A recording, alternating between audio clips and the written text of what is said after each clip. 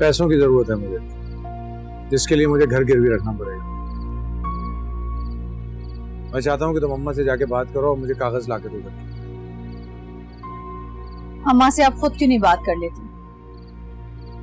उन्हें एतबार नहीं है मुझ पर। इसके जिम्मेदार आप खुद ही हैं। और वैसे हैरत, आज कारोबार को बचाने के लिए जिस घर के कागजात गिरवी रखवाने में, उस घर को बर्बाद करने में भी आप ही कहा। मैंने तुम्हारी बकवास सुनने के लिए तुम्हें नहीं बुलाया। काम कर सकती हो या नहीं? काश बकवास सुन ली होती तो आज ये दिन ना देखना पड़ता।